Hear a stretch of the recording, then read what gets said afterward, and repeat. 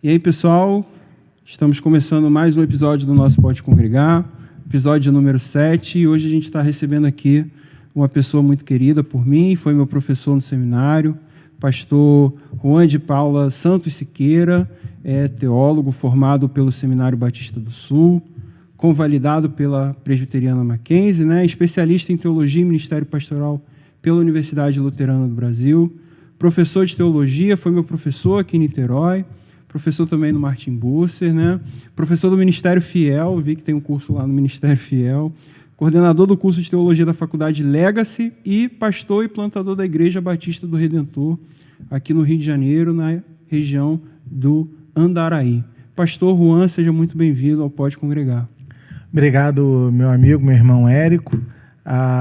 Muito bom ver aí o seu ministério, né? Uma honra aí estar fazendo parte desse podcast, meu primeiro, mas tô com bastante alegria aqui, bem entusiasmado e louvado seja Deus aí pela sua iniciativa, a gente poder estar falando das coisas do reino, muito bom. Parabéns, Deus te abençoe, uma honra estar aqui.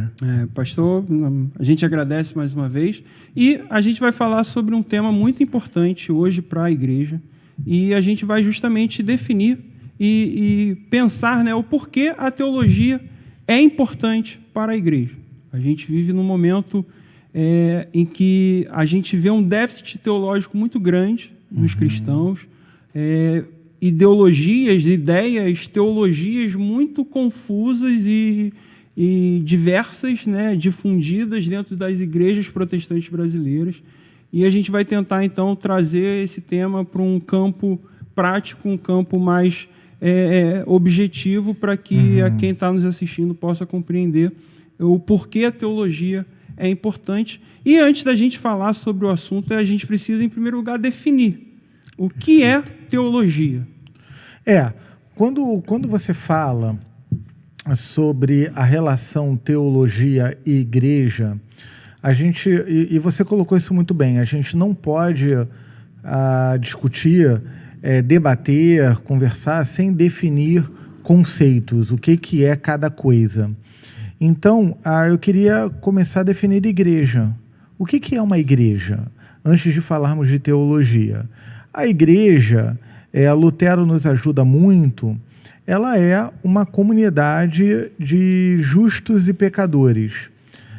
O luterano Dietrich Bonhoeffer, no seu doutorado Sanctorum Communium, né, a comunhão dos santos, ele vai falar da igreja como uma comunidade teológica, ou seja, a igreja é uma comunidade de fé que está formada em torno da palavra e dos sacramentos, ordenanças, né, como preferir. Então, a igreja ela é uma organização distinta de um clube de leitura, de uma torcida organizada em torno de um time de futebol.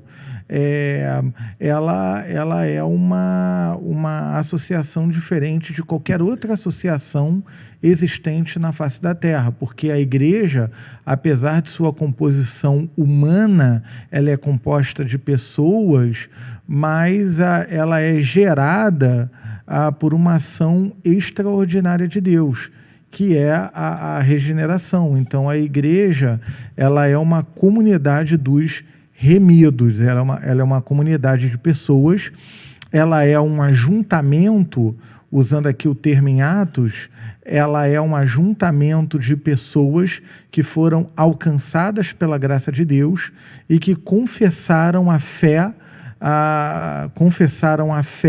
de forma suficiente no sacrifício de Cristo para a reconciliação, para a redenção. Então, a igreja não é algo diferente disso. Teologia. O que vem a ser teologia? A melhor definição de teologia para mim foi cunhada por Anselmo de Cantuária, no século, ali no final do primeiro milênio, né, no século X. Fides quaeres intellectus, desculpa, carioca falando latim. Então a pronúncia aqui não vai sair boa. Mas teologia é fé, é essa fé dos remidos, ela é fé em busca de compreensão. Então, a teologia, ela é uma reflexão que busca compreender a fé dos eleitos de Deus, né? A teologia, ela é uma resposta humana, porque como é que funciona a dinâmica? Deus, o Deus trino, infinito e pessoal, ele se revela. E aonde que o Deus trino se revela de forma especial e salvífica? Nas Escrituras Sagradas. Então, Deus, ele se revela, e a teologia é a humanidade tentando compreender essa revelação, né? E esse é o chamado para todo crente. O crente, ele é chamado a glorificar a Deus com toda a sua força, com todo o seu ser, de todo o seu coração e de todo o seu entendimento. Então, fazer teologia é uma tarefa humana, mas é uma tarefa comissionada pelo próprio Deus. E um terceiro ponto que você levanta, que é por que a igreja brasileira é desinteressada em teologia. O esporte me explica isso. Eu amo basquetebol, é meu esporte favorito. E eu tentei jogar, apesar dessa altura toda que eu tenho, né? Só que não. Tentei jogar basquete na minha juventude. E, certa ocasião, estava acompanhando a NBB. Meu time, o Flamengo, ele é bastante campeão, né? Tem bastante títulos aí na NBB. Futebol também. E futebol também, da Libertadores, né? E eu estava vendo a NBB, e quem estava patrocinando um jogo do Flamengo, quem estava patrocinando o campeonato, era uma marca de esporte. E essa marca de esporte dizia o seguinte, o slogan dela, o que isso tem a ver com teologia? Vai fazer todo sentido. O Brasil não se explica, se sente. E quando eu estava vendo aquele jogo, aquilo ali me chamou a atenção a respeito da natureza experimental do evangélico brasileiro. E eu não estou aqui dizendo que o cristão ele não deve ter uma fé experimental. Eu sirvo numa igreja de tradição reformada e puritana. Então, a fé é uma fé experimental, mas não só. Então, ali, esse slogan esportivo me fez compreender que o evangélico no Brasil, ele é, em sua maioria, experimental e pouco interessado em um conhecimento doutrinal ou confessional da fé. A fé é uma fé confessional. A fé é uma fé que crê, né? Eu posso falar disso mais a miúdo daqui a pouco. Então, o evangélico brasileiro, ele é muito mais empírico, ele é muito mais experimental, ele é muito mais sensorial. Esse sensorial é um termômetro para o culto. Então, hoje o culto foi muito bom, porque muito boa. Ela teve uma atmosfera, exatamente. Eu senti emoções, eu me emocionei, exatamente. Me arrepiei, eu chorei. Perfeito, exatamente. Eu tive minhas emoções otimizadas e potencializadas, então o culto foi bom. Eu não estou negando aqui que ter emoções potencializadas no culto seja algo por si mesmo ruim. A minha crítica aqui é quando isso vira o fim em si mesmo. E hoje é o que a maioria do povo evangélico consome para si. Esse é o grande desafio em pensar a relação entre teologia e igreja. Só que, citando Bonhoeffer novamente, a igreja é uma comunidade teológica. Se você não tem teologia, você tem alguma outra coisa. E a pergunta é, o que se tem no lugar da teologia?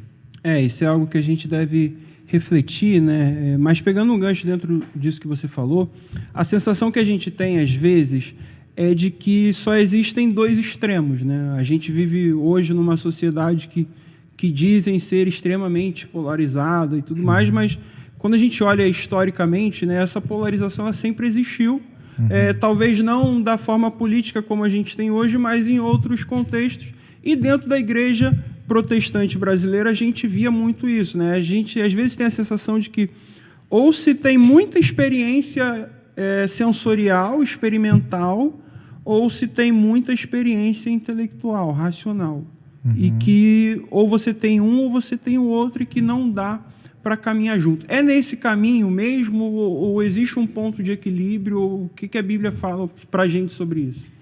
Então, a Bíblia, ela aponta que nós adoramos a Deus de forma holística. Então, eu não separo as minhas emoções, ou eu gosto muito do termo de Jonathan Edwards, tá? Afeições. Eu não separo as minhas afeições, ou eu não separo o meu intelecto, ou a minha cognição, quando eu vou servir ou adorar a Deus. Eu adoro a Deus como um ser holístico. Então, baseado nessa percepção antropológica que eu te coloquei da marca de esporte, o que acontece é uma exploração exacerbada, dessa otimização emocional, uma banalização das afeições. E, de forma alguma, a tradição protestante ela é uma tradição delimitadamente só intelectual. Você vê a Reforma Lutero, ele falava contra um assentimento meramente intelectual da fé em Cristo. Ele falava que Cristo tem que ser apropriado, o termo que ele usava, uma apropriação seria algo existencial, não era bem esse o termo, mas Cristo ele é apropriado pelo crente, ou seja, existe uma fé do coração, né? Existe uma entrega, existe uma rendição. Então, quando você vai você tem a segunda geração, que é Calvino, e a continuidade que vem do movimento puritano, os puritanos eles falavam numa fé experimental. É engraçado que puritanismo virou um antagonismo de tudo relacionado a emoções, mas não. Eles falavam de uma fé experimental. Você tem movimentos de renovação espiritual no século XVII, como o próprio puritanismo, o pietismo dentro da tradição evangélica luterana, e você tem a Nadere, né, que é a segunda reforma da Holanda, seria o equivalente ao puritanismo inglês, que teve uma influência também do pietismo, sem perder a base teológica reformada, que foi um movimento também de renovação espiritual. Então, você tem na boa tradição protestante, evangélica e reformada, ênfases tanto confessionais como também ênfases experimentais e, sobretudo, pegando aqui Jonathan Edwards, que é um dos principais teólogos, né? Não foi da primeira geração de puritanos, mas é um bom representante do movimento congregacional, né? Ele fala muito da questão das afeições, né? De uma fé que toca nas afeições e gera fruto. Então, na tradição, você não tem esse divórcio, você não tem essa desassociação. Ela é muito mais um fenômeno dentro do evangelicalismo brasileiro, uma vez que ele começa com missionários americanos muito preocupados com o que os sociólogos chamam de um protestantismo de reta doutrina, e não estou dizendo que isso seja errado, tá? E então você tem outras tradições depois chegando no Brasil com uma ênfase mais experimental, voltada para uma ação extraordinária, com ênfases em cura, né, em cura divina, e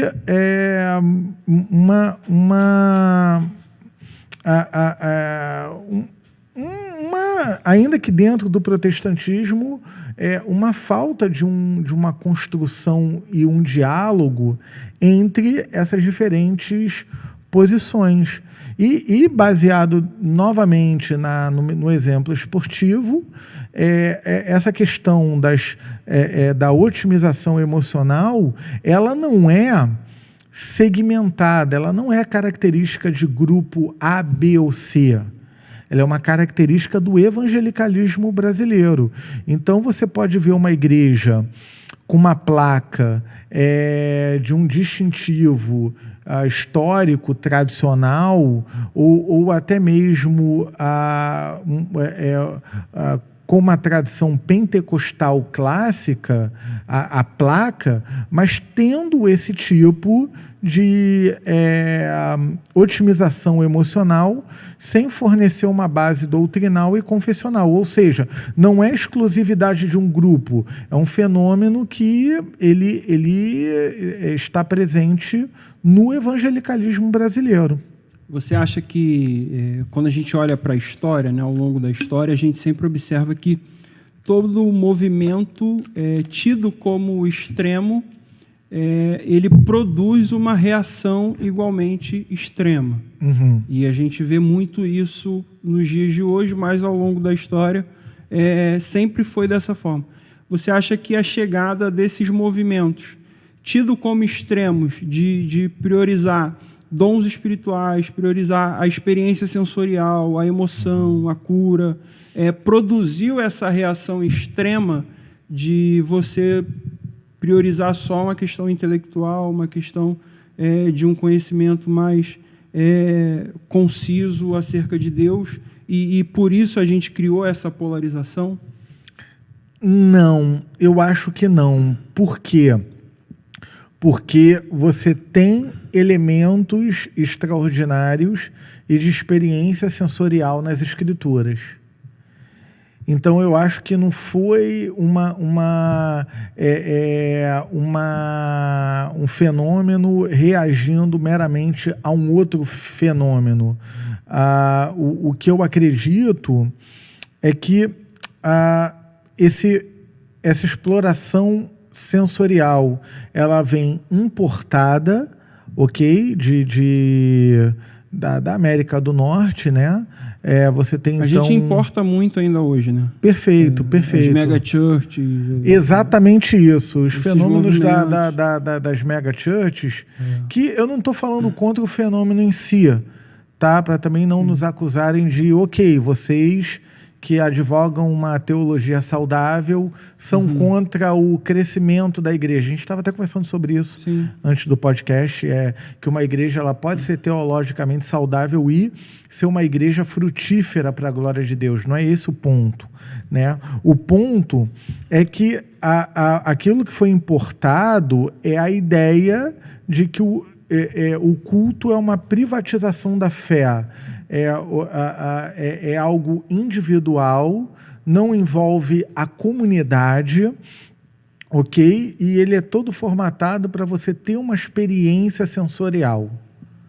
E essa experiência sensorial ela é conectada, ela é um termômetro dentro dessa perspectiva que regula a sua relação com Deus. E não é um formato que é feito aleatoriamente, né? Se você olhar a psicologia da música, a psicologia das luzes, você vai ver que determinada temperatura do ar-condicionado, a intensidade da luz, a cor da parede, tudo isso é pautado, é um formato para produzir emoções, né?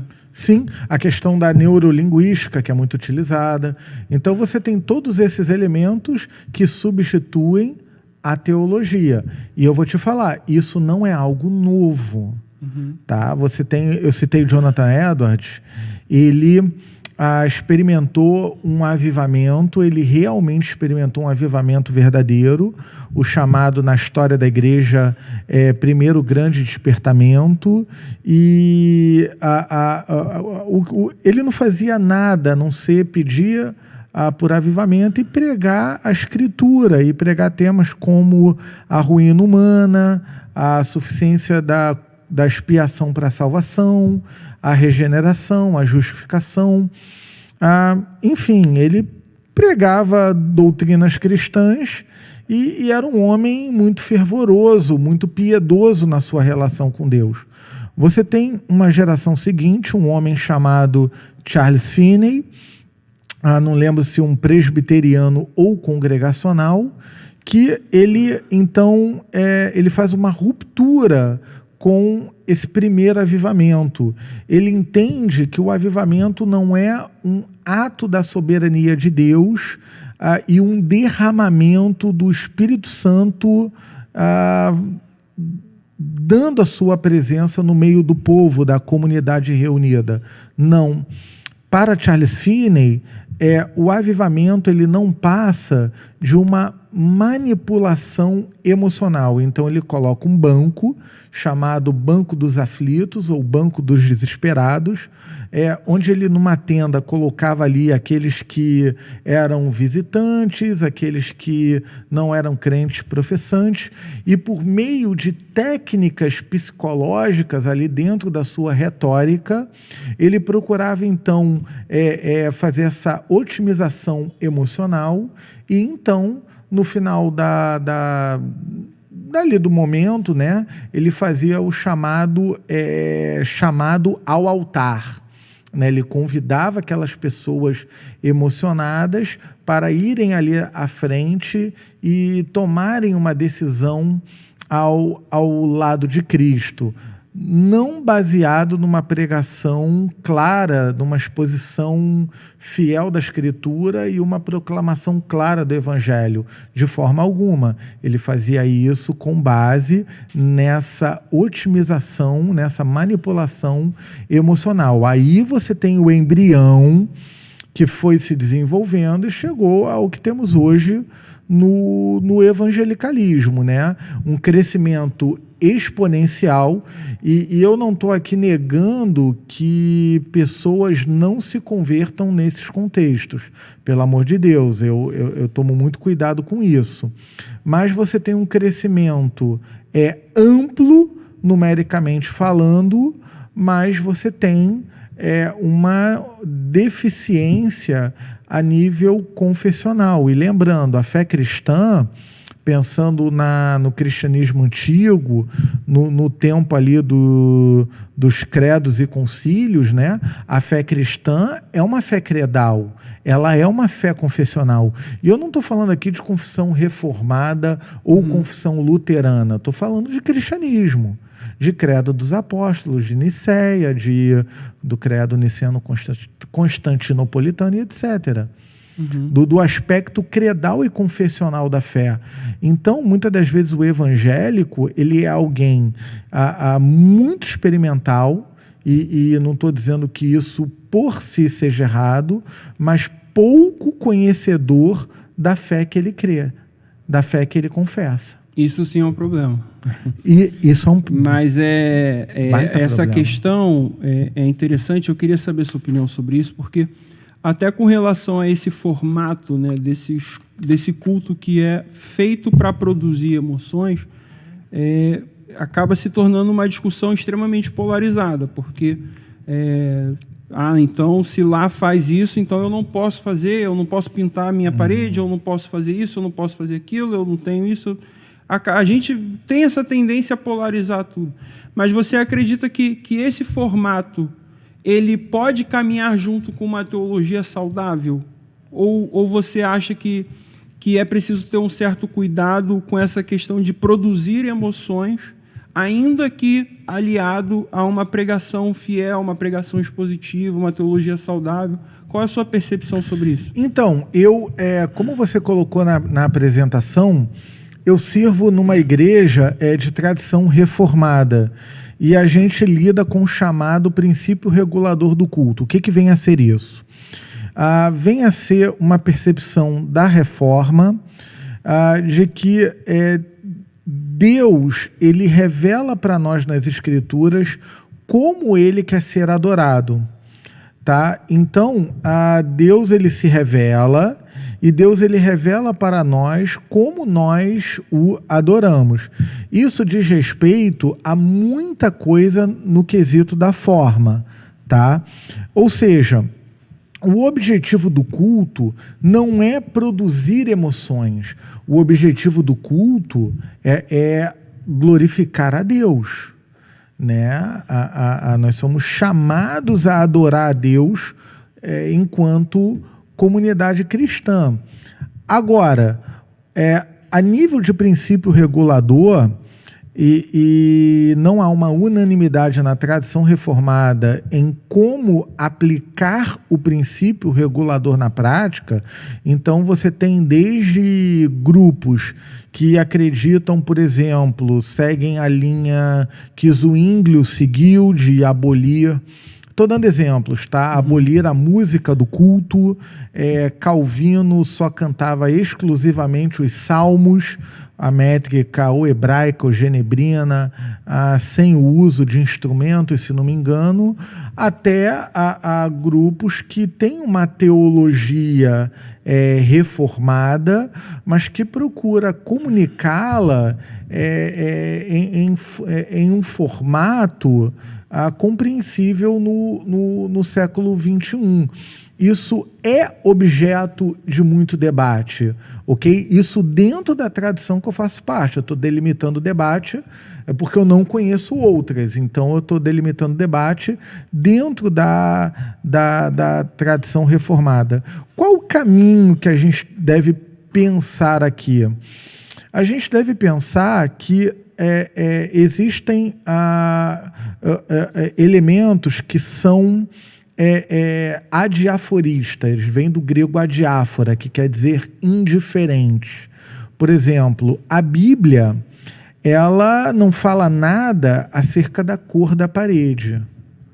Ou seja, vamos fazer disso um cavalo de batalha? Né?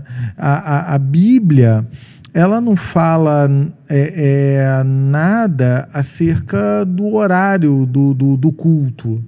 Né? Então, qual o forte aqui nessa região? É o culto vespertino? É o culto matutino? Então, na minha região é o matutino, por questões relacionadas à segurança pública ou à insegurança, a falta dela. Né? Então, esses elementos adiaforistas, de indiferença, é que devem mediar o debate a respeito na questão de como olhar a comunidade do outro. E aí, é claro que há elementos conciliares, por exemplo, quem faz parte de uma denominação conciliar. Então, você tem decisões que são tomadas de forma conciliar. A minha realidade é uma realidade, embora use o nome batista, mas eu não sou filiado a uma denominação. A igreja que eu faço parte é uma igreja independente. Então, nós tomamos as nossas decisões baseadas nas nossas próprias reflexões. Agora, eu, finalizando aqui, acredito que a gente possa debater a questão da contextualização. Por exemplo, que tipo de vestimento o pastor deve usar? Um exemplo, na nossa congregação, eu particularmente, eu amo teologia, então eu gosto muito de gola clerical, eu gosto muito de arquitetura sacra, eu gosto muito de tradição, mas eu entendo o seguinte, eu estou plantando uma igreja, ainda que num contexto tradicional, como a realidade tijucana, mas eu estou plantando uma igreja.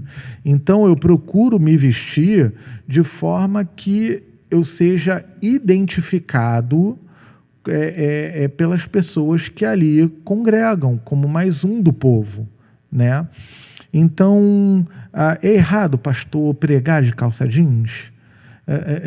Está entendendo? Então, são discussões adiáforas que vão nos fazer construir esse diálogo em relação a articular na igreja uma teologia saudável por meio da leitura bíblica, por meio da exposição, por meio de uma oração centrada nas escrituras, por meio de uma boa catequese, um bom discipulado, a músicas bem colocadas a nível de letras, como também uma comunicação clara, uma comunicação contextual, uma comunicação que consiga falar para a cultura a sua fé credal e confessional.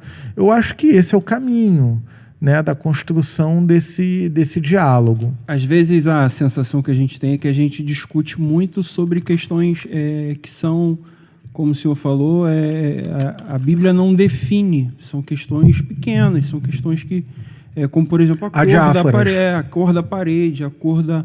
E talvez essas pequenas discussões, né, acabam criando muros, né, criando divisões que na verdade não deveriam existir. Porque, na realidade, a nossa briga deve ser, como você falou, o princípio regulador do culto.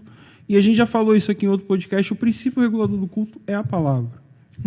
Aquilo que a palavra determina, isso é inegociável. Agora, aquilo que a palavra não fala claramente, não fala especificamente, isso a gente pode discutir, a gente pode, também com paciência, com bondade, com amor, com zelo, e entendendo que existem contextos, existem diferenças, existem igrejas, comunidades, pessoas, realidades, tudo. Somos diferentes, né? E a gente tem que saber enxergar. Mas voltando um pouco para o nosso... Faz parte, mas voltando para a nossa temática, a gente, antes de gravar, a gente estava conversando ali, você falou um pouco da sua área, que é um pouco da teologia histórica. E dentro da teologia, você definiu muito bem, existem várias ramificações. A gente tem a teologia histórica, a teologia filosófica, a teologia bíblica, a teologia sistemática.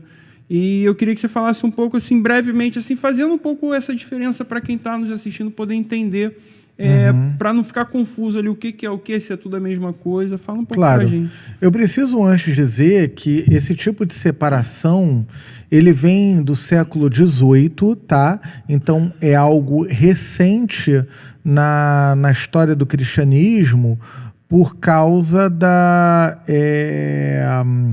você tem aí o fenômeno do iluminismo, né? E aí você tem o debate, você tem a secularização, porque as universidades elas começam num ambiente cristão, né, ali no período da escolástica.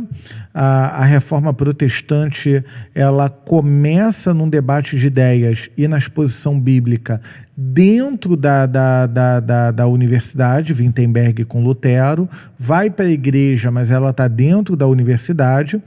Então, quando você tem o secularismo, Calvino funda, né, a Academia de Genebra, então a pergunta qual o papel da teologia? Você tem o embrião, que depois vem a ser a teologia liberal, e então a teologia como ciência agora universitária, ela precisa fazer uma divisão de áreas, porque na época, por exemplo, da Reforma, ali do século XVI, você não tinha essa divisão. Lutero não ensinava teologia dentro dessas divisões. Ele ensinava a escritura e ponto. E disciplinas onde você estudava escritos patrísticos, por exemplo, né? E etc. Mas não com essas divisões. Então, quando a teologia, ela dentro desse movimento de secularização das universidades, ela começa a ser empregada, ela então faz uma divisão, que vem a ser a teologia bíblica. O que é a teologia bíblica? É a teologia que vai trabalhar o eixo narrativo das Escrituras. Então, ela não está preocupada com o que a Bíblia como um todo diz a respeito de um tópico hoje. Ela está preocupada a respeito do que o determinado bloco bíblico fala sobre um determinado tema. Por exemplo, uma pergunta de teologia bíblica. O que o livro de Salmos ensina sobre oração? Isso é teologia bíblica, porque está delimitando uma literatura conceito canônica. Exatamente, um conceito dentro do livro de Salmos, ou o que Provérbios ensina sobre sabedoria, ou o que o livro de Lucas, Atos, ensina sobre o Espírito Santo. E esse é um problema da teologia bíblica, porque ela está delimitando o seu foco de estudo num determinado bloco das escrituras canônicas, né? E a teologia bíblica também, ela lida com um problema sobre como o Antigo Testamento se relaciona com o Novo.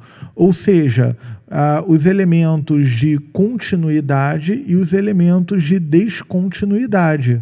E dentro da perspectiva que eu adoto, dentro da tradição reformada, que é a perspectiva aliancista, você tem um eixo, você tem um pacto como um fio condutor que perpassa por toda a escritura sagrada, né?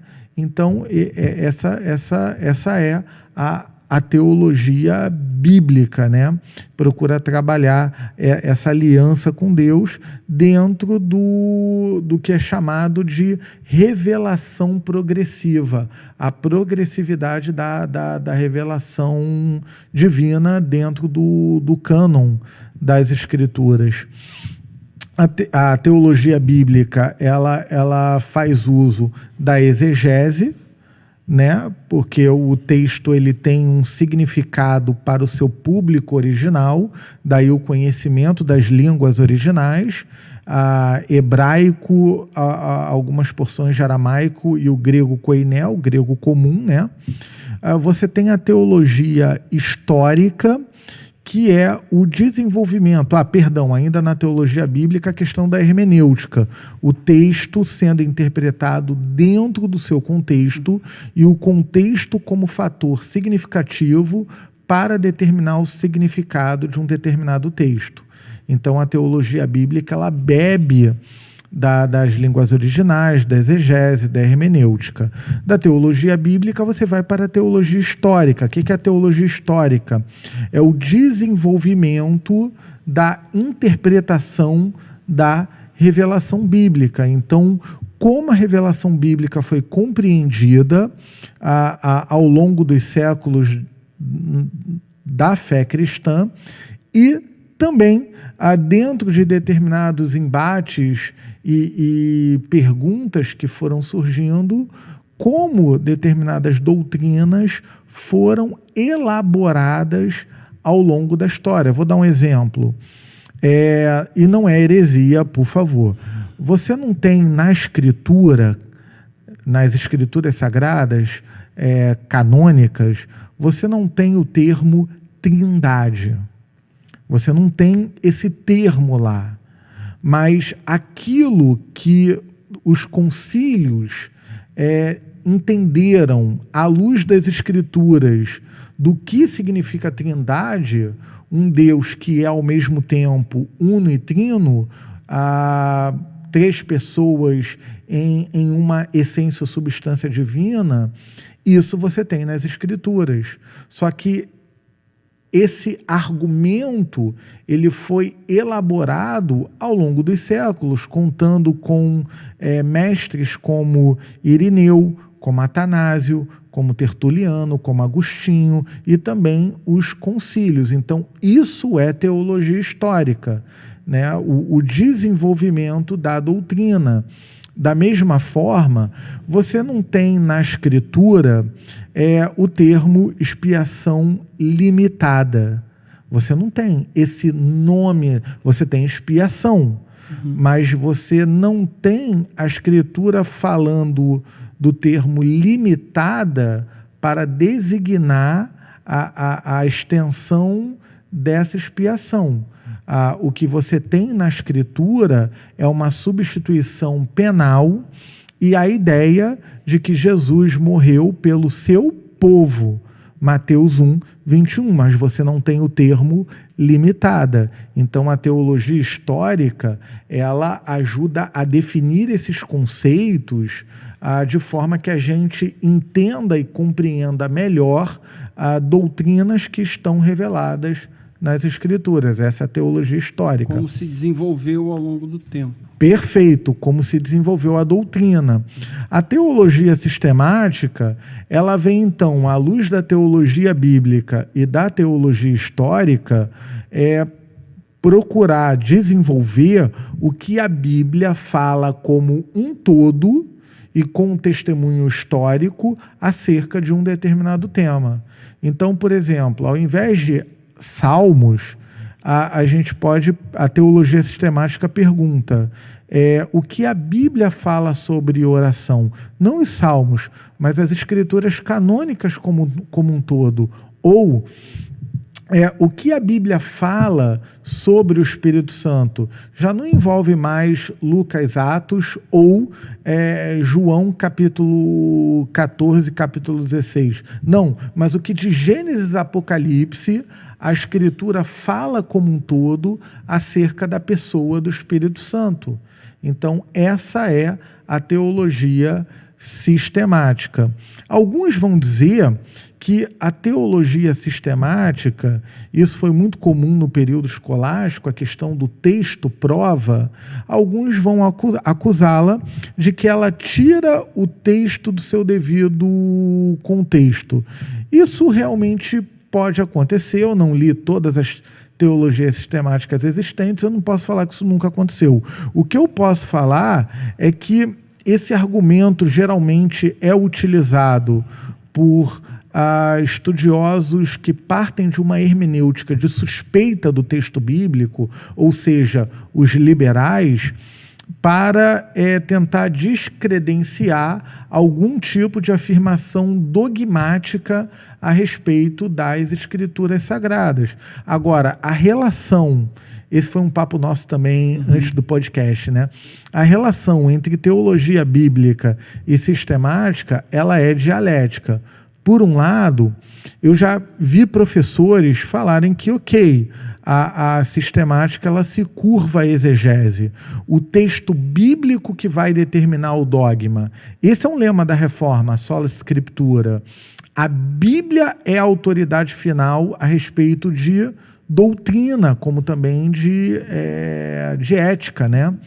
Porém, a gente não olha para o texto bíblico sem pressuposto.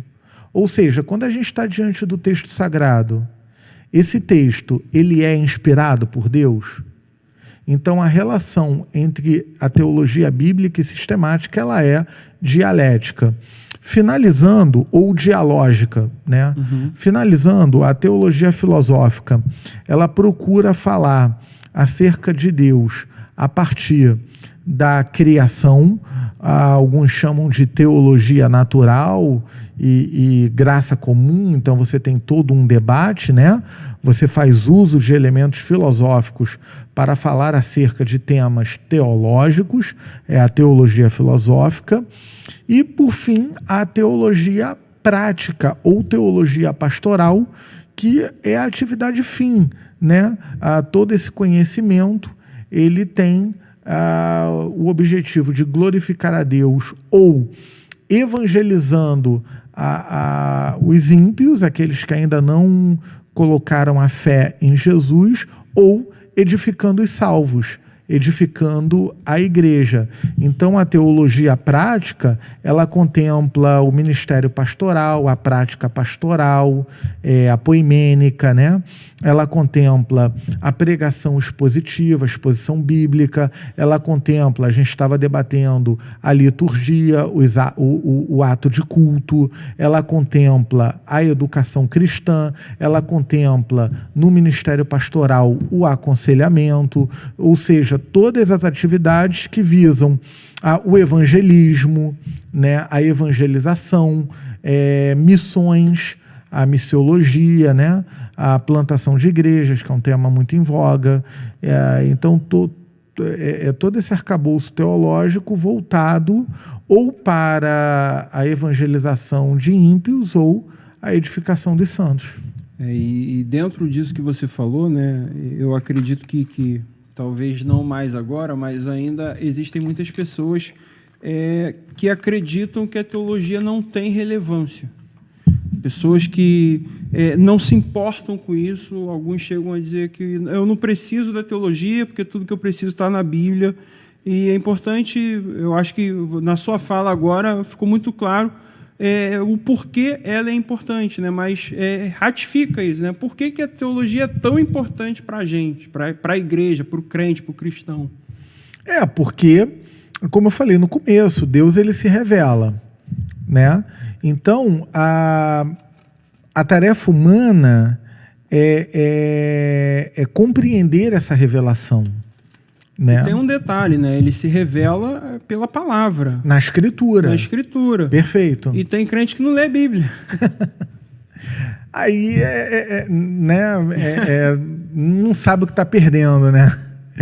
Mas a questão da relevância da teologia, João Calvino, escrevendo a um monarca, agora não sei se posso ser impreciso, se foi o rei Francisco I na França, ele vai dizer que não existe igreja sem catequese, né?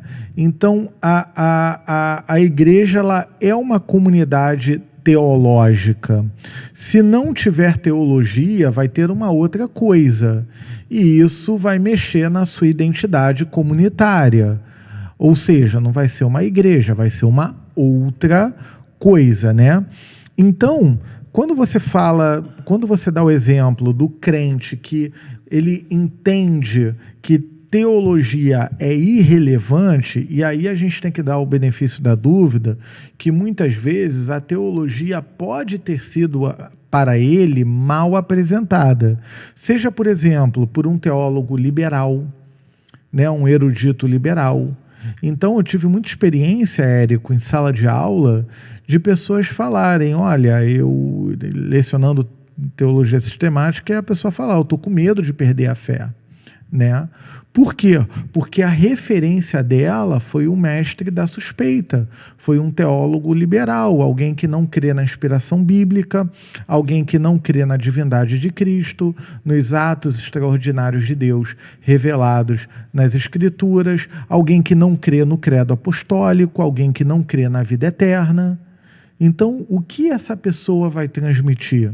E aí sim, então essa pessoa pode ter esse tipo de falso mestre como referência. Ou talvez alguém que descobriu a teologia reformada recentemente e ao transmitir esse conhecimento, ela tenha faltado com sabedoria, ela tenha sido intransigente, ela tenha sido deselegante, e então isso cria na pessoa algum tipo de percepção que teologia faz mal para a minha devoção, teologia faz mal para a fé.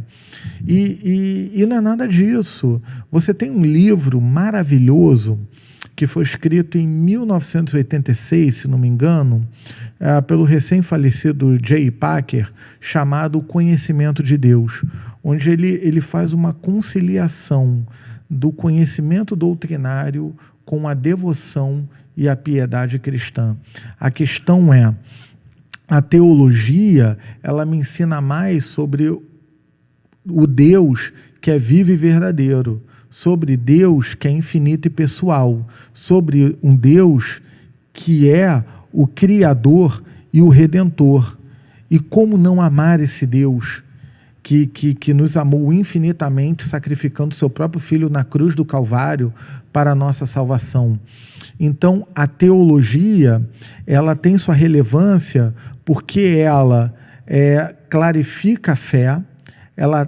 Lembra que eu falei de Anselmo? A fé em busca de compreensão. Então, primeiro a fé, né? A fé como pressuposto. Nós não compreendemos para crer, nós cremos para compreender, né? Então, primeiro a fé como pressuposto. Agora, a teologia, ela tem sua relevância porque ela torna a fé clara, né? A fé que outrora era era uma fé só do coração. Os antigos fazem uma distinção entre fides qua e fides que, creditor, né? A fides qua é a fé do coração. É a pessoa que abraçou Jesus, que ela sabe a miséria em que ela se encontra, que Jesus é o Salvador dela, mas ela não consegue explicar isso. Ela tem uma questão afetiva ali que ela abraçou o Salvador. E essa pessoa foi alcançada pela graça de Deus, ela é salva. Agora, você tem a fé que ela é confessada, uma fé que é crida, por exemplo, o credo apostólico. Então, a teologia é relevante porque ela torna a fé clara, a teologia é relevante porque ela dá fundamentação para a fé, ou seja, eu sei em quem tenho crido, né? E ela é relevante porque ela nos ajuda a distinguir o ensino bíblico de um ensino falso. Por exemplo, eu falei aqui do Espírito Santo. Quem é o Espírito Santo? Ele é uma pessoa? Ele é um ser pessoal? Ou é uma mera energia impessoal, como a eletricidade que está iluminando esse podcast? Quem é a pessoa do Espírito Santo? É claro, nós temos uma relação com o Espírito Santo pessoal, né? Claro, ele é uma pessoa. Então, a teologia, ela vai ajudar o crente a discernir, por exemplo, de arianos contemporâneos, né, que tentam afirmar que o Espírito Santo não é um ser pessoal. E, por último, a teologia, ela não esfria a fé. Ela apaga o falso fogo. Então, sempre comparo, né? Você percebe que eu estou meio vermelhinho de praia, mas geralmente em férias eu gosto de ir para a serra. E quando está frio, e aí é algo que, como carioca, eu conheço muito pouco, você tem uma lareira. Eu sou carioca, eu não entendo de lareira, eu entendo de praia. Então você tem a lareira... Nunca vi uma acesa. Você nunca viu uma acesa? Quando eu vou para a serra com a minha esposa em férias, eu acendo. Então você tem os tocos, tá? E você coloca esses tocos na lareira, né? E então, com alguns elementos ali que a gente tem que tomar cuidado, você coloca e você acende o fogo, e então a lareira ela começa a aquecer. Eu comparo a teologia com... Claro que toda analogia é imperfeita, mas são esses tocos que você coloca na sua lareira que dão substância ao poder espiritual que vem a você na sua relação pessoal com Deus, né? Então, ela não esfria a fé, ela é o combustível que mantém a chama do Espírito Santo acesa no seu coração. Interessante, pegando um gancho dentro da sua fala, a gente percebe que há uma certa desconexão, de fato, né, entre a teologia e a igreja, entre o cristão e a teologia, né? E talvez seja um pouco desses mitos que a gente acaba criando, né? Um que era muito famoso na minha época de juventude, né? Não faz muito tempo, mas eu ouço bem desde criança, né? Aquela ideia de que, olha, cuidado com a teologia porque a letra mata. Uhum. E isso surge muito por conta desse exemplo que você deu do rapaz que se depara ali com a teologia reformada e ele tenta transmitir isso de uma maneira um pouco presunçosa, soberba, sem amor, sem humildade. Recentemente eu tive no encontro lá, estava falando com você da Atos 29, ali do Restore Brasil.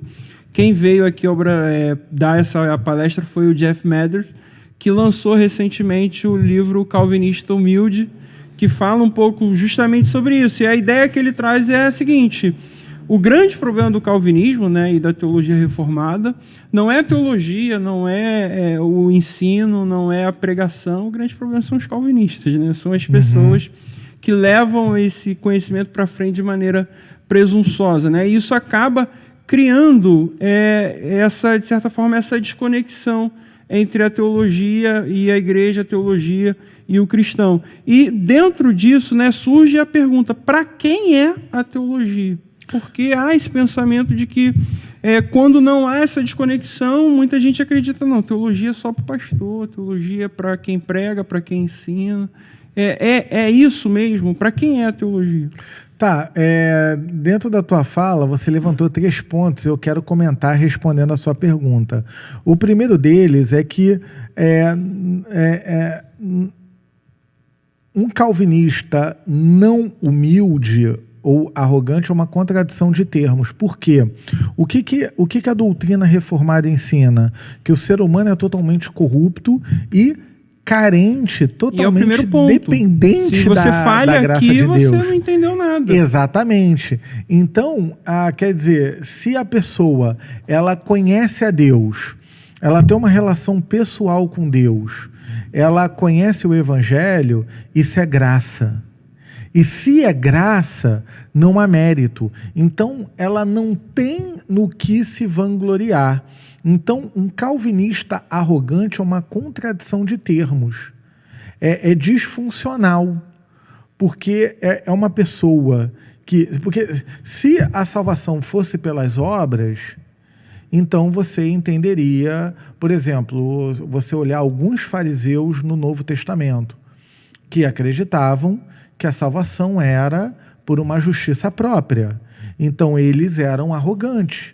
Agora, se a justiça ela vem de fora de nós, a doutrina da justificação, se essa salvação, essa justiça, ela é apropriada pela fé, e isso é uma graça que vem de Deus, não há nada que façamos para atrair isso para nós, não tem o porquê a pessoa que conhece o Evangelho, conhece a doutrina da graça, ela ser arrogante. Na verdade, isso tem que gerar nela uma postura de serviço. Pastor Mark Dever fala isso quando ele, numa palestra que ouvi dele, e por ele ser um reformado conhecido na América do Norte, ele fala que recebe muitos jovens, por exemplo, que chegam para ele, pastor, eu leio Jonathan Edwards, eu leio João Calvino, e ele fala, se você não der carona para uma senhora de mais de 60 anos que vem para a igreja de transporte público, eu não acredito na sua conversão. Pode parecer que ele está sendo radical, mas o que ele quer dizer com isso? E a gente tem que entender o contexto da América do Norte. Ele está querendo dizer o seguinte, ok, você é alguém simplesmente, ele fala isso, que está brincando com ideias, né? Mas que não realmente não entendeu o espírito da coisa. Então, esse é o primeiro ponto. Um calvinista arrogante é uma contradição de termos. Mas essa ideia do Mark Dever, a gente consegue facilmente aplicar no nosso contexto hoje. É impressionante a quantidade de cristãos que não entenderam o dever de servir. Não, mas porque no contexto dele você tem muita questão do cristianismo nominal entre protestantes. Aqui está começando a ter também, mas lá numa proporção maior, né? O segundo ponto que eu queria comentar é que dentro da tradição reformada e puritana, de novo, a fé, ela é uma fé credal, mas ela é uma fé experimental. O Dr. Joel Bick fala muito sobre isso. Ele fala da fé experimental e da pregação experimental, ou seja, a fé voltada para o coração e a pregação voltada para o coração. Ou seja, a doutrina da graça, as doutrinas da graça, elas têm que moldar minhas afeições, né? Me conformar à imagem do varão perfeito que é Cristo. Então, não há uma contradição. O termo que você usou, a letra mata, geralmente tirado do contexto, tá? Sim. Paulo está falando ali da lei de Moisés como elemento salvífico. Então, geralmente, pegam esse termo fora do contexto para falar de que estudar teologia mata a fé. Mata a fé, esfria, a letra mata. Então o apóstolo Paulo seria frio, porque o homem cabedal conhecia escritura, literatura clássica, tradição judaica, era um homem muito dotado do saber, né? Um homem de notório saber. Mas dentro desse segundo ponto, é totalmente compatível o binômio de uma doutrina pura e uma piedade, de uma teologia saudável e uma devoção fervorosa. Não é contradição, não há desassociação, muito pelo contrário. E isso os antigos puritanos ensinavam. Então, uma teologia saudável, ela não é compatível com ortodoxia morta, né? Esse sim é o termo correto para a ser utilizado. Então, se uma pessoa ela aderiu a fé reformada como a sua persuasão teológica e ela não tem o seu coração aquecido, ela não entendeu a teologia que ela está aderindo. E terceiro e por último, a sua pergunta: para quem é a teologia? A editora Fiel publicou um livro do saudoso doutor Sproul, R.C. Sproul, ou R.C. Sproul, todos somos teólogos. Todos nós somos teólogos. Todo cristão ele é um teólogo. A pergunta é: a teologia dele é boa ou é má? Ela é saudável ou ela é enferma? E qual o critério para aferir isso? Né? O conhecimento das Escrituras. Então, a teologia ela é para todos. E eu faço um adendo, que é uma bandeira que no reino de Deus que eu levanto, que eu defendo, não preciso usar esse nome. Quem me conhece, ou já me ouviu, ou convive comigo, já me ouviu falar sobre esse tema, que é a questão da catequese. Né? A igreja ela perdeu, ela terceirizou o ensino teológico a bons irmãos com boa vontade, mas sem treinamento teológico, terceirizou o ensino e a catequese que vem desde a patrística, que fervilhou na reforma protestante e no puritanismo, com a quantidade de credos e confissões e catecismos ali produzidos. A igreja contemporânea tornou a catequese uma arte perdida. Explica para quem está em casa o significado, porque a galera está ouvindo assim: a catequese é coisa de católico, hein?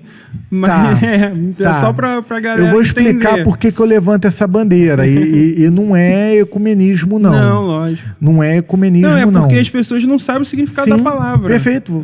Eu peço desculpas aqui porque eu usei a palavra no sentido técnico sem... né?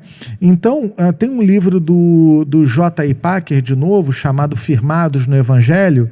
Ele escreve com Gary Parrett, um professor aposentado do Gordon Conwell, nos Estados Unidos, e Firmado no Evangelho, ele vai defender, pela editora Cultura Cristã, o resgate da arte perdida da catequese. E como desfazer essa terceirização do ensino. Então, já vou explicar o que é catequese, mas quando você resgata essa arte perdida, os crentes passam ou voltam a ser instruídos e eles vão saber confessar a sua fé. E aí vem a questão de uma teologia para todos. Né? Então, pela falta da catequese, a falta do conhecimento teológico dos cristãos. O que vem a ser catequese? Catequese é um termo antigo que vem a ser instrução à viva voz, utilizado no teatro grego. Ele se encontra em Lucas, capítulo 1, verso 4.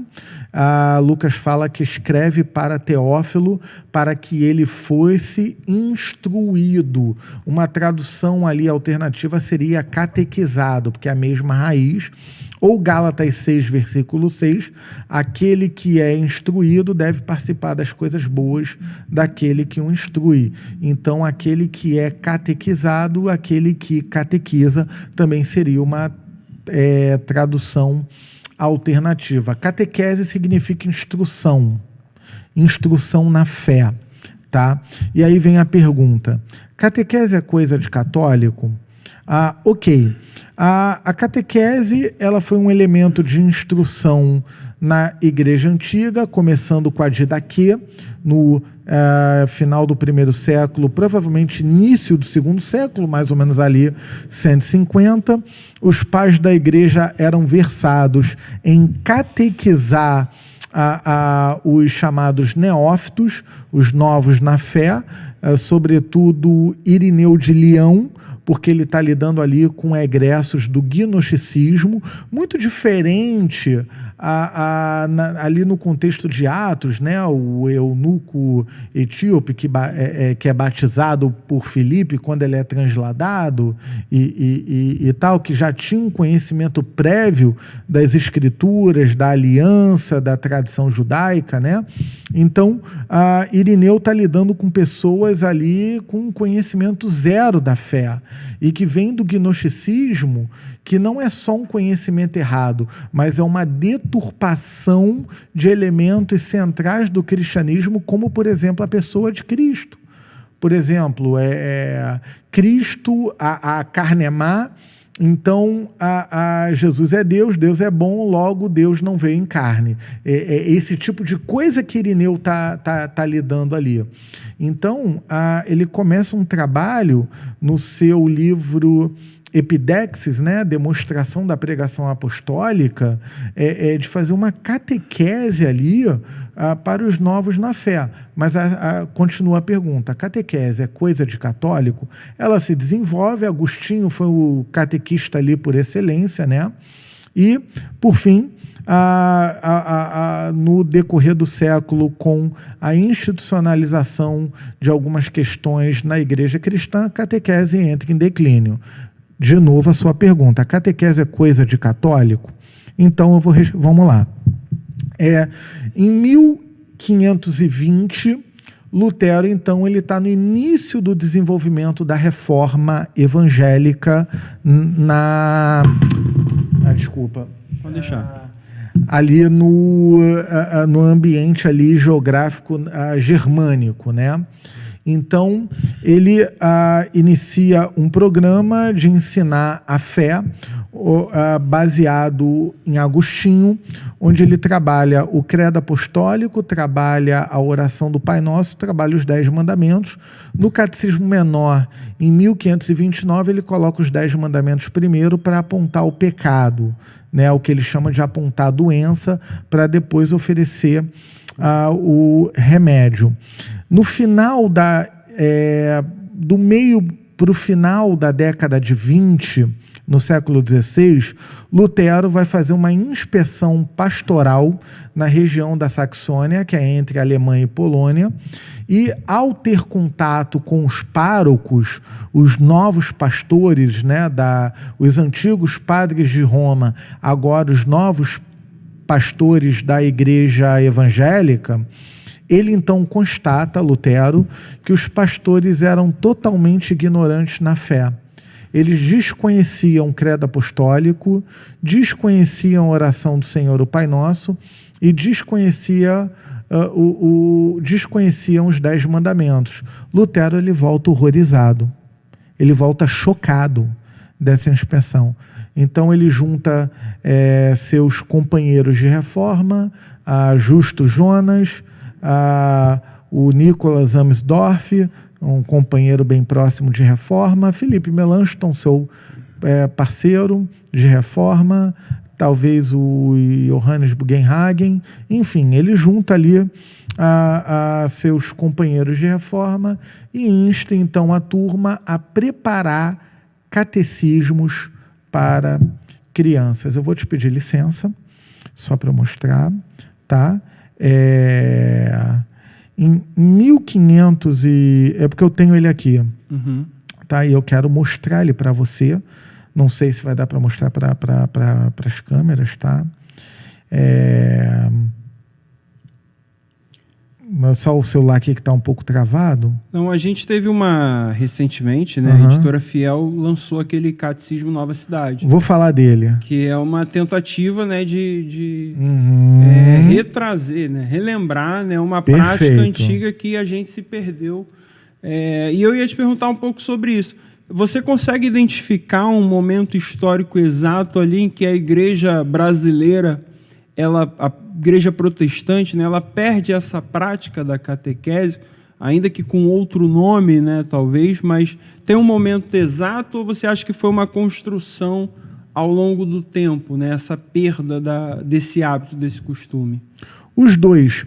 Mas deixa eu só terminar a questão aqui da catequese é coisa de católico. O meu Kindle tá, o meu celular aqui, ele tá lento para funcionar. Ok. Eu aperto e não vai. Já tô com ele aqui, tá? Já tô com ele em mãos. Então vamos lá. Voltando, desculpa.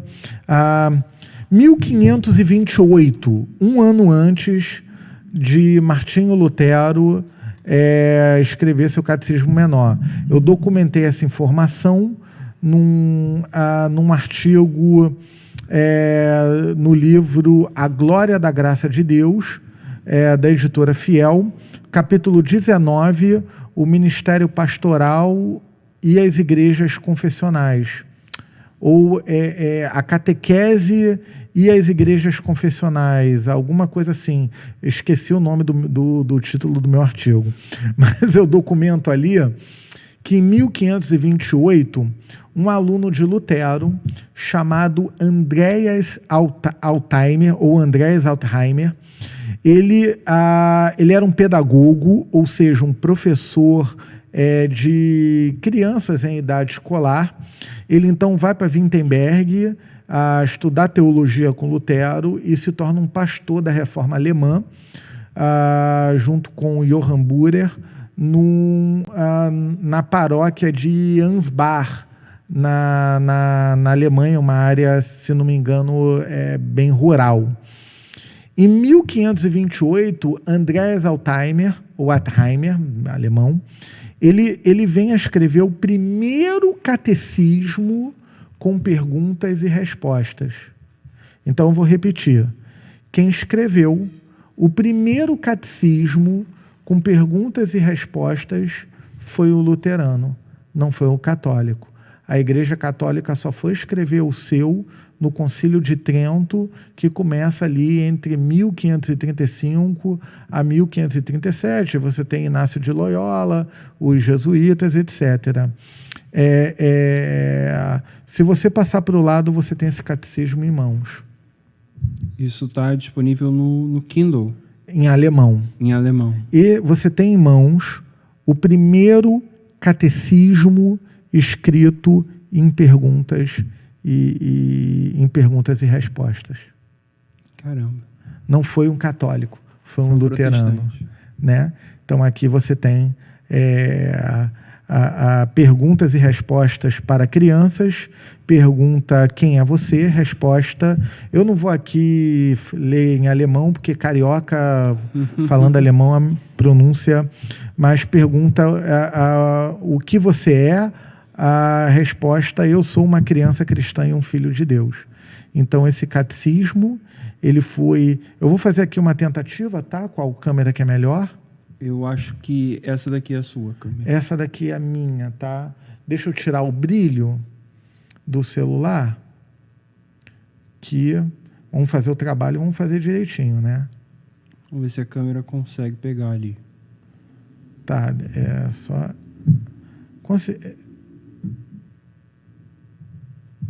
Ok.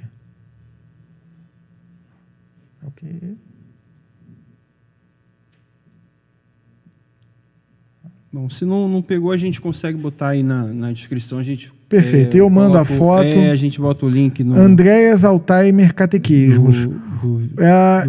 De antemão, estou compartilhando aqui em público com você. Não falei publicamente ainda sobre isso, só com amigos.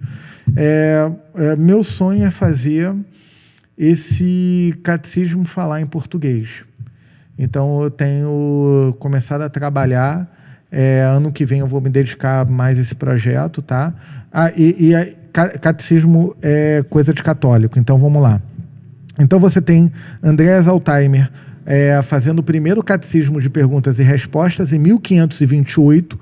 1529, Lutero então escreve o Catecismo Maior e o Catecismo Menor, antes do Concílio de Trento, da Contra-Reforma ou Reforma Católica.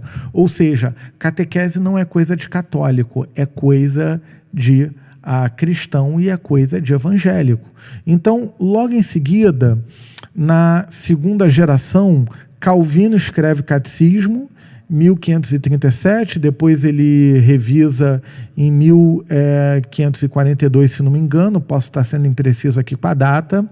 Essa revisão, esse de 1537 tem em português, tá? É um livrinho da Pei chamado A Fé Cristã ou A Fé Simples, alguma coisa assim. E então toda a reforma ela foi fundamentada em confissões e catecismos. Então, catecismo é coisa de protestante, de evangélico e de reformado. E, novamente, citando Calvino, não existe igreja cristã sem catequese. Minha citação histórica é preferida. Porque se o povo não sabe o que crê, como é que você vai ter uma igreja? 2 ou 3 reunidos em nome de quem? Jesus. Quem é Jesus? Então, se os crentes não sabem quem é Jesus, como é que você vai ter uma igreja? Então, ele fala, excelentíssimo Senhor, não há igreja cristã sem catequese. E aí, todas as denominações, você tem no século entre 17 a 18, ali os não conformistas na Inglaterra, o surgimento das denominações modernas, congregacionais, presbiterianos, batistas, todas essas denominações elas tinham suas confissões de fé e os seus catecismos. Então, catecismo não é coisa só de católico. Catecismo é coisa de protestante, de evangélico e de reformado. E aí a sua pergunta, onde isso se perdeu? No Firmados no Evangelho, o J. Packer e o Gary Parrett, eles vão dizer que o movimento moderno de escola dominical, não estamos falando contra a EBD, é só uma leitura, tá? O movimento moderno de escola dominical começa ali em Gloucester, né, com o Robert Hicks, até uma iniciativa boa de tirar as crianças da rua, ensinar a Bíblia e conhecimento científico, né, conhecimento escolar, enfim, mas a adesão desse movimento de escola dominical pela igreja evangélica terceirizou o ensino teológico da igreja. O que os pastores passaram a fazer? Eu não sou mais o responsável pela teologia da igreja ou pelo ensino teológico da igreja. Eu vou terceirizar esse ensino para irmãos e irmãs, sim, de boa vontade, mas sem treinamento teológico. Então você tem uma revistinha, muitas vezes com conhecimento frágil da fé, muitas vezes o ensino bíblico ali de forma moralista, sem apresentar o drama da redenção, teologia bíblica, tá? Que foi perguntado antes, e então a catequese ela entra em declínio. Então você pega um evangélico, um judeu, um testemunho de Jeová, um espírita e coloca numa roda e pede para cada um fazer uma profissão de fé, muitos evangélicos não vão saber dizer o que crê. A gente ia perder essa disputa aí. Talvez. Né? Não estou sendo absolutista nesse sentido, mas eu acredito que é grande a probabilidade. Então, quando os missionários vieram no final do século XIX e início do século XX, eles eram extremamente catequizadores, tá? Missionários pela ordem congregacionais, o grande Dr. Calley, né, um evangelista, mas também preocupado com a catequização, os batistas, os presbiterianos com Ashbel Simonton, né, que que vem de Princeton, então vem ali o old school, foi aluno dos irmãos Rodrigues, né? Charles Rodrigues e tal, então vem com essa questão da catequização na veia, né? Pulsando no coração. Os missionários, eles eram catequizadores. O problema é que a igreja evangélica, ela se tornou muito anticatólica, não no sentido no sentido institucional, onde tudo aquilo que pertence à Igreja Católica logo está errado. Vou te dar um exemplo. Você já viu pastores usarem gola clerical? É só você. Só eu? É. Que pena. Quem inventou? Você sabe? Não sei. Um pastor presbiteriano, um reverendo presbiteriano chamado Donald MacLeod, um escocês, no século XIX. Só que no Concílio II, se não me engano, o Concílio II Vaticano, a Igreja Católica, a Igreja Católica Apostólica Romana, ela decide trocar a batina do padre, do sacerdote, e substituir pela gola clerical como sua vestimenta oficial. Só que quem inventou a gola clerical foi um presbiteriano. Antes era usado o chamado peitilho, um nome estranho, mas quando você vê a foto do Jonathan Edwards, ele está com uma gola, parece uma baba, né? Com um V ao contrário. Né? As fotos do Jonathan Edwards estão com esse tipo de gola.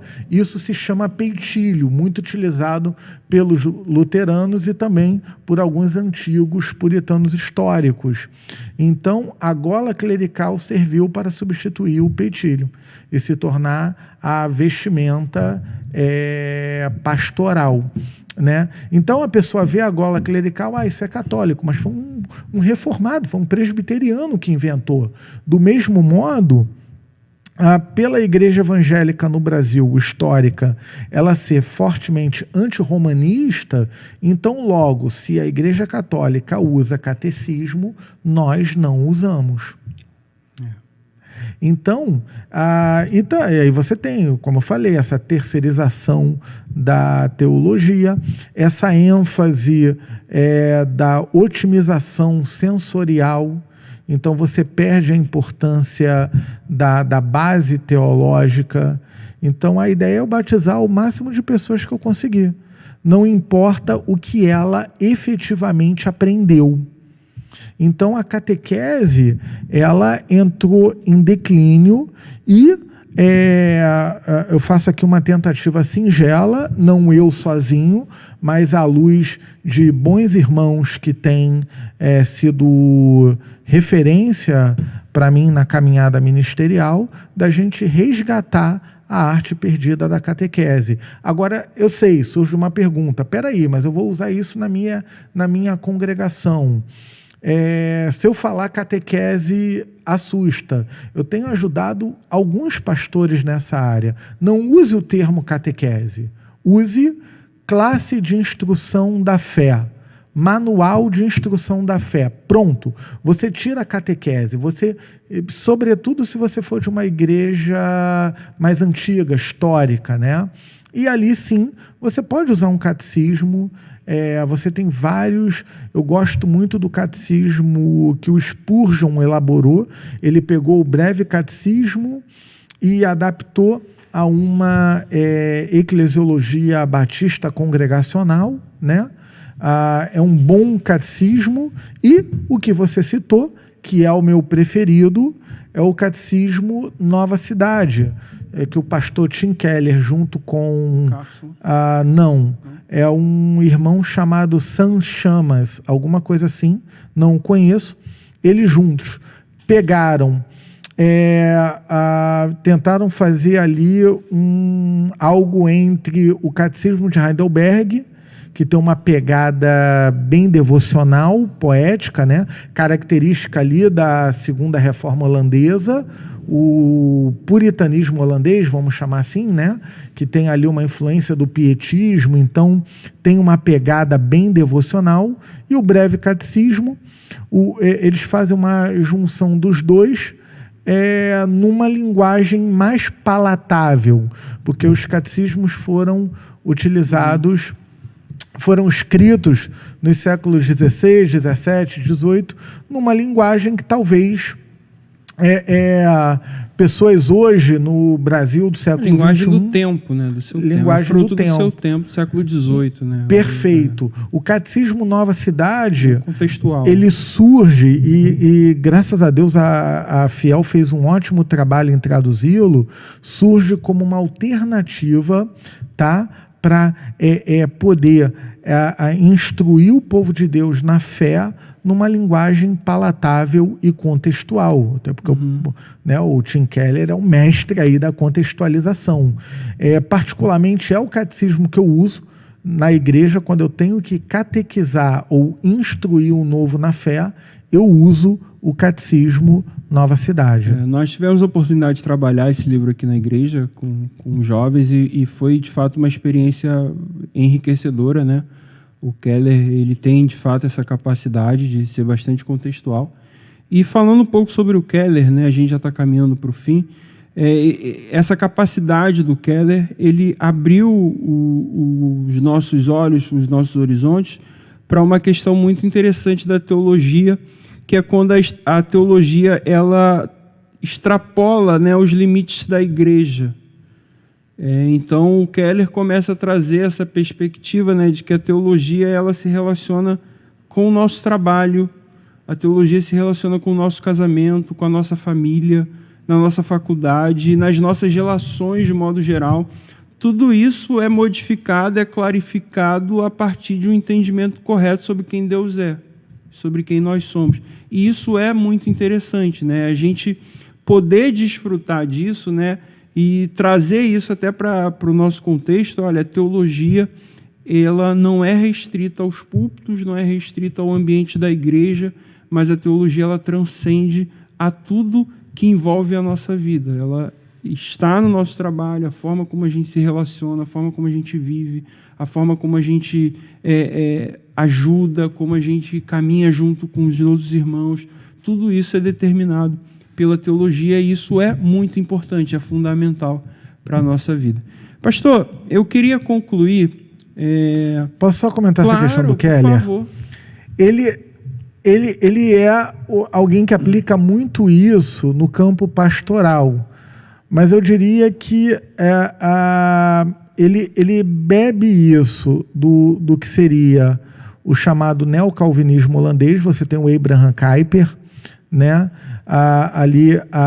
Que no final do século XIX, ele então vai trabalhar o que a gente chama de teologia pública, né? O envolvimento da fé cristã em diversas áreas da criação, sem que uma esfera domine a outra. Aí o famoso conceito de separação das esferas, todas debaixo da soberania de Deus, né? Mas sem uma extrapolar a outra. O que o Keller faz é pegar esse aspecto do calvinismo e uma percepção muito luterana, interessante, de pregação e evangelização, a questão lei e evangelho, né? E ele aplica isso no ministério pastoral, compreendendo também como Calvino fez na Genebra do século XVI, o Keller trabalhando o ministério para a cidade, né? Ele pensando em como comunicar a fé cristã, não só para o seu contexto paroquial, de igreja local, mas como ele comunica a fé cristã para a cidade onde ele está inserido. E eu acredito que esse seja o legado do Keller. Você tem um ótimo livro de um professor chamado Kevin Van Hooser, de Edições Vida Nova, O Pastor como Teólogo Público. Esse livro é excelente nesse sentido, né? Que o pastor ele é o responsável por fazer a teologia pública na igreja, né, o professor Jonas Madureira, ele usando Calvino, se refere a isso como artesãos na casa de Deus, né? Então, esse é o chamado pastoral, é você comunicar a teologia de forma que o povo de Deus seja instruído, entenda a fé, e como Calvino fazia no século XVI, e o Tim Keller vai bem nessa trilha, não de você fazer o que a gente chama do ativismo, né? Programas e mais programas só para lotar a igreja, mas você, através da pregação e da catequese, você empurra, vai parecer estranho, mas você empurra os cristãos, empurra os cristãos para o mundo, não o mundo mundanismo, mas mundo enquanto criação, para que eles sejam sal e luz e glorifiquem a Deus no contexto onde o Senhor os colocar, né? Então, por exemplo, você, bacharel em Direito, atua na área, então você, além de um pastor, né? Tomar cuidado aqui para não te colocar em maus lençóis. Alguém que exerce funções pastorais, um aspirante ao ministério pastoral, mas você também é um bacharel, bacharel em Direito, né? Então você glorifica a Deus no contexto ali da atividade jurídica, né? Como outros, né, glorificam a Deus aonde o Senhor os coloca. Então eles recebem da palavra no culto domingo e durante a semana, então, glorificam a Deus em suas respectivas atividades na criação. E aí o Keller tem essa visão de que isso, ele chama de ecossistema, né? Você impacta a cidade com o evangelho. Bacana. Fazendo essa teologia pública. Isso é muito interessante, né? Para a gente concluir, recentemente a gente comemorou 505 anos da Reforma Protestante, né? Foi um marco na história da igreja, né? Um movimento que foi o que deu origem, né? O embrião ali da teologia reformada, a teologia que a gente compactua, que a gente é adepto, né? E hoje a gente tem diversas ramificações teológicas, há essa briga antiga, essa polarização de anos, né? Que as pessoas parecem que descobriram a polarização agora, mas a gente já sabe o que é isso tem muito tempo. A gente que é cristão, a gente já vê calvinistas e arminianos, a gente via Erasmo trocando cartas e do outro lado Lutero respondia e iam trocando, se debatendo ali por cartas, né, criando esses movimentos polarizados. Não é um movimento novo, mas a gente vê isso, né? E você citou muito bem Robert Calley, né, o fundador da Igreja Congregacional Brasileira. E tem muita gente que não sabe, mas Calley tinha tradição reformada. Sim. Calley era um pastor escocês, ele bebeu ali se alimentou do calvinismo escocês de John Knox. Sim. Então, ele traz essa herança reformada para o Brasil. Infelizmente, a Igreja Congregacional parece que se perdeu. E eu posso fazer essa autocrítica, né? Eu estou no meu lugar de fala. Sim. Mas parece que ela se perdeu ao longo do caminho, né? Nessa tradição reformada. E eu queria que você falasse um pouco, só para a gente concluir, né? De certa forma, a teologia se desconecta do púlpito, mas eu queria que você falasse um pouco para quem está nos assistindo, o que é essa teologia reformada que a gente falou durante o programa inteiro, e talvez tenha gente que não consiga delimitar. Tem teologia bíblica, tem teologia histórica, tem filosófica, pastoral, mas ainda tem a reformada. Não, mas está tudo dentro da teologia reformada, mas eu queria que você explicasse um pouco assim, para que a gente pudesse entender e compreender bem. Perfeito. A teologia reformada está dentro da teologia histórica, como, por exemplo, você tem a teologia patrística, né? A reforma... hoje os historiadores eles falam não de uma reforma protestante, mas de reformas. Então você tem a reforma evangélica, que começa com Lutero em Wittenberg, na Alemanha. você tem a reforma reformada, é redundante mesmo, tá? Mas que começa com ali o embrião em Zurique, com Zwinglio, e depois seu substituto Úrico Zwinglio, né?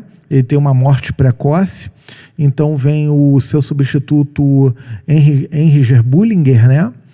E aí você tem essa reforma reformada na Suíça, que atinge eu falei de Zwinglio, falei de Bullinger, o Johannes Ecolampadio. Ele é desconhecido, mas ele estava lá entre os primeiros, né? O Guilherme Farel, Martin Butzer e a segunda geração, João Calvino, né? Bullinger acho que também transita entre a primeira e a segunda geração.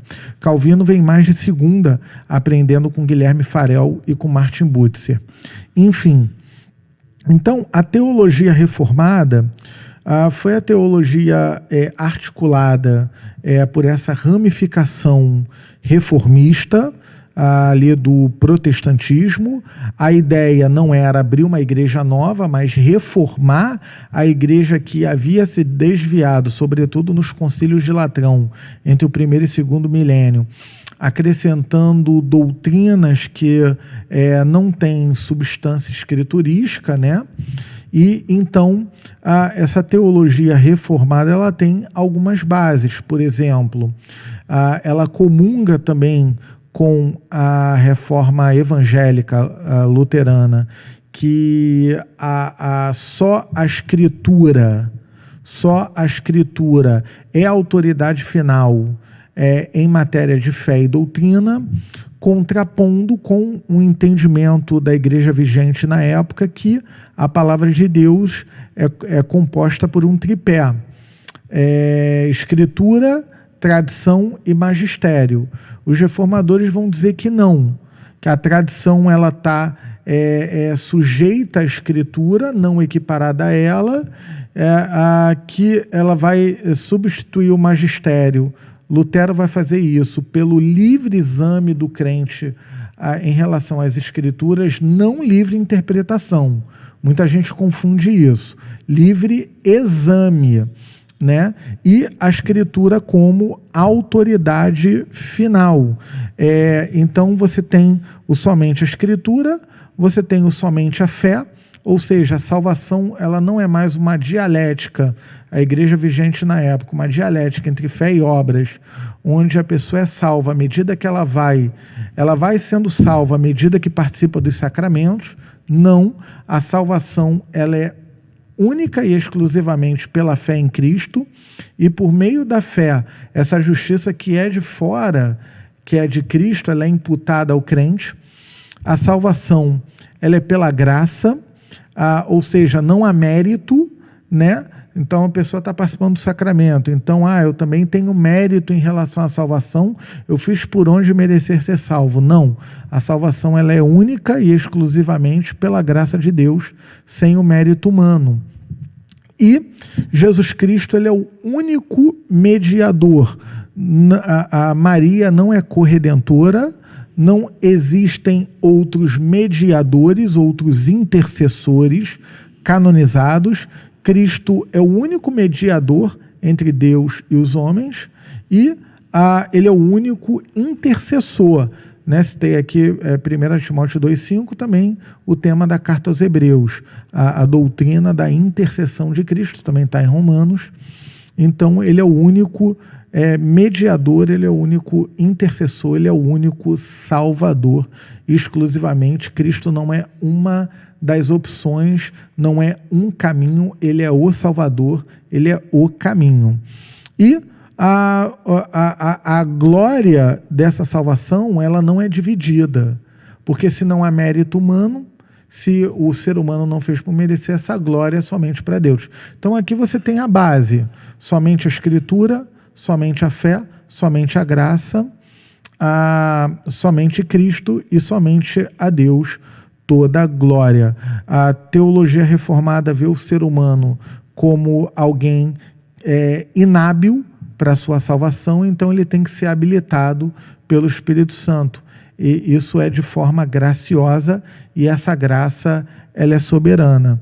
A teologia reformada, ela também não aceita a dicotomia escolástica de graça e natureza, como se graça fosse só a matéria da fé, e a natureza fosse algo somente da criação. A teologia reformada, ela trabalha com domínio de Deus sobre toda a criação.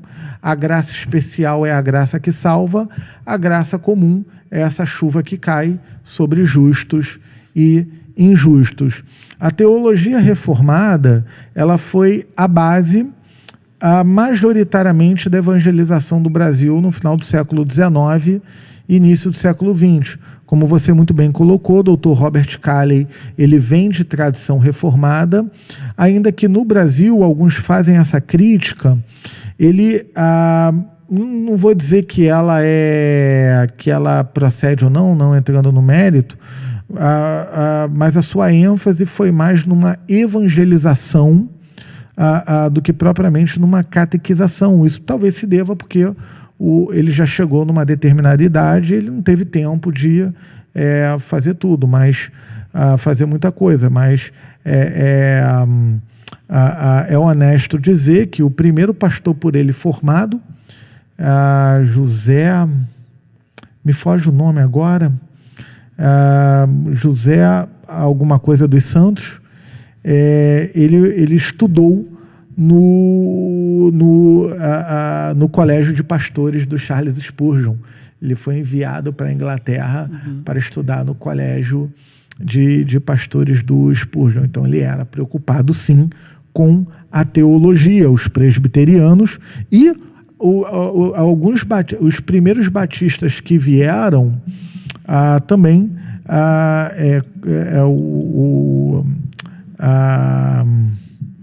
me foge o nome, a pronúncia aqui, eu estou com dificuldade de pronúncia, mas os primeiros batistas, eles também estavam sob influência reformada. Por exemplo, a primeira igreja batista do Rio de Janeiro, quando ela foi formada, se não me engano, com 6 membros, em 1884, dentre esses 6 membros havia uma senhora, se não me engano era inglesa, que ela era ex-membro do Tabernáculo Metropolitano do pastor Charles Spurgeon, e a sua própria configuração estética foi baseada no Tabernáculo Metropolitano. Até 1986, a declaração doutrinária da Convenção Batista Brasileira era a Confissão de Fé de New Hampshire, que é uma suavização, vamos dizer assim, da Confissão de Fé Batista de 1689, a segunda, que foi baseada, por sua vez, na Confissão de Fé de Westminster. Então, tirando os metodistas, que já vêm de uma perspectiva wesleyana, congregacionais, presbiterianos e batistas que vieram, eles vieram sob os auspícios da tradição reformada, por influência de Charles Finney, por influência dessa questão talvez do fundamentalismo norte-americano, tá? De 1930 e 40, a ideia de que só a Bíblia sem credo, né? Então, ok, só a Bíblia sem credo, mas quem interpreta a Bíblia? Como interpretar a Bíblia? E ela é interpretada em comunidade. O livre exame é individual, mas não a livre interpretação. A gente aprende em 2 Pedro que a Bíblia é interpretada em comunidade. Então, também uma segunda geração, talvez uma terceira geração de missionários, me foge a precisão aqui, quando vieram com ideias fundamentalistas, houve o esvaziamento dessa questão confessional. Ou seja, vamos só ganhar pessoas para Cristo sem catequizá-las. E aí você tem um declínio teológico no evangelicalismo brasileiro. Para eu terminar, você tem uma fomentação de teologia pelas redes sociais. Então, muita gente tem...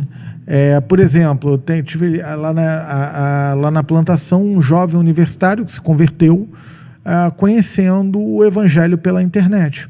E aí, vou procurar uma igreja, nas palavras dele, cristocêntrica, perto da minha casa. E nos achou, vai ser batizado sábado agora.